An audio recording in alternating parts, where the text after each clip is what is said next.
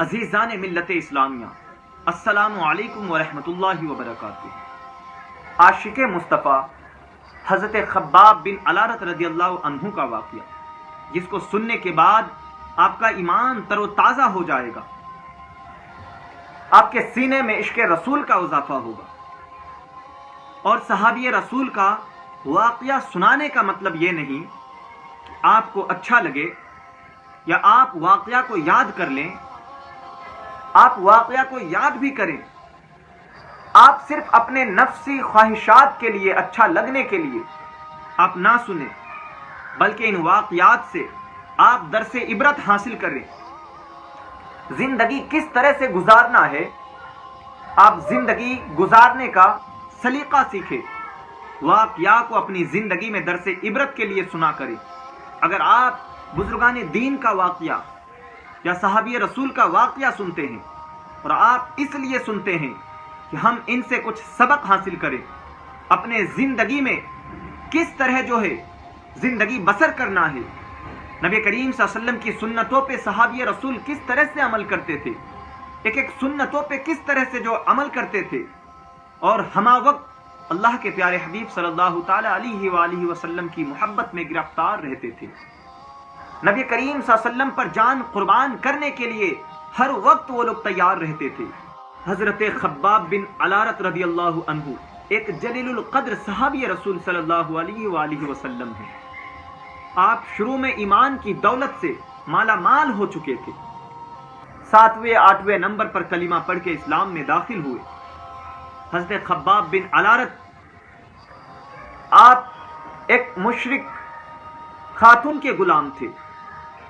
جب اس خاتون کو پتا چلا کہ آپ کا سینہ ایمان کی شمع سے روشن ہو چکا ہے اور آپ نبی اکرم صلی اللہ علیہ وسلم سے ملاقات کرتے ہیں، تو وہ خاتون ان کے ایمان کی شمع کو بجھانے کے لیے ظلم و زبر کی انتہا کر دیتی۔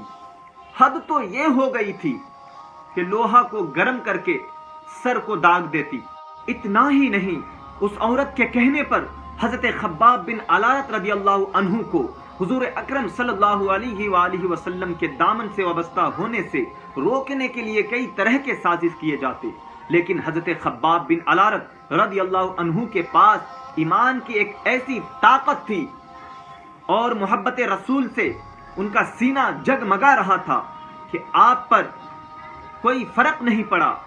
سخت دھوپ میں لوہے کی ذرہ پہنا کر رکھ دیا جاتا اور کبھی برہنہ بدن دھوپ میں ڈال دیا جاتا، جس کی وجہ سے بدن جھلس کر رہ جاتا، تو کبھی کسی اور وجہ سے ستایا جاتا۔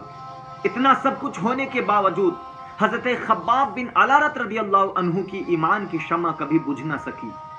اس عورت کو یہ پتا نہیں کہ جب کوئی ایک مرتبہ آقا دو جہاں صلی اللہ علیہ وآلہ وسلم کا غلام ہو جاتا ہے تو وہ ایسی سزاؤں سے کیا، جان کے چلے جانے سے بھی ہرگز نہیں ڈرتا اور کسی سزا کو کبھی خاطر میں نہیں لاتا، کیونکہ اسے پتا ہے کہ اپنی جان کو حضور اکرم صلی اللہ علیہ وسلم پر قربان کرنا ہی سب سے بڑی کامیابی ہے۔ نبی رحمت صلی اللہ علیہ وآلہ وسلم کو کسی نے حضرت خباب بن علارت رضی اللہ عنہ کے بارے میں آ کر اطلاع دی۔ نبی رحمت صلی اللہ علیہ وآلہ وسلم خالق کائنات کی بارگاہ میں حضرت خباب بن علارت رضی اللہ عنہ کے حق میں دعا کرتے ہوئے یہ ارشاد فرمایا کہ اللہ تو خباب کی مدد فرما۔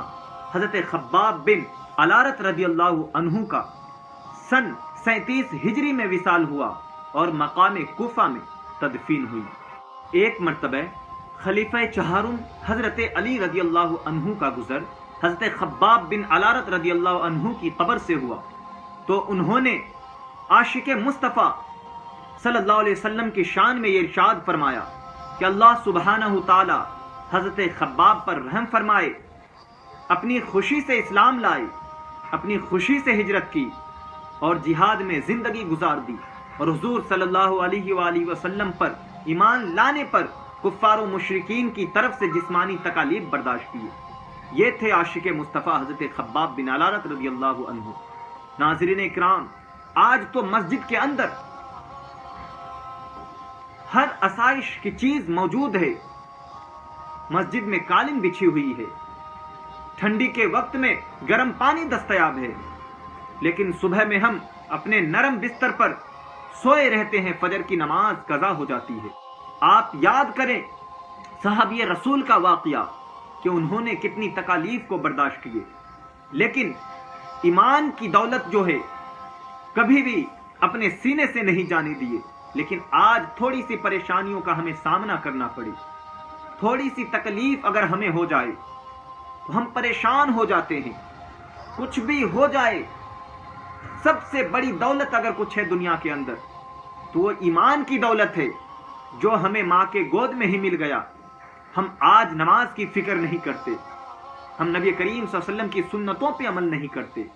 جو لوگ آج اپنی زبان سے صرف دعویٰ پہ دعویٰ کرتے ہیں کہ ہم عاشق رسول ہیں، ہم غلام مصطفیٰ ہیں۔ غلام مصطفیٰ بولنے سے، زبان سے، کہنے سے نہیں ہوتا۔ اگر واقعی آپ سچے غلام مصطفیٰ ہیں، نبی کی سچے امتی ہیں، آپ اللہ کے رسول صلی اللہ علیہ وسلم کی سنتوں پہ عمل کرنے والا بن جائے، پانچوں وقت کی نماز وقت پر پابندی سے ادا کرے، اس لیے کہ اللہ کے پیارے حبیب صلی اللہ علیہ وسلم نے ارشاد فرمایا کہ اے لوگو، نماز میری آنکھوں کی ٹھنڈک ہے، نماز مومنوں کی معراج ہے۔ آپ چاہتے ہیں کہ نبی کریم صلی اللہ علیہ وسلم کی آنکھوں میں ٹھنڈک پہنچے تو آپ نماز کی پابندی کریں، نبی کریم صلی اللہ علیہ وسلم کی سنتوں پہ عمل کریں۔ اور دعویٰ کرنے سے کچھ نہیں ہوتا۔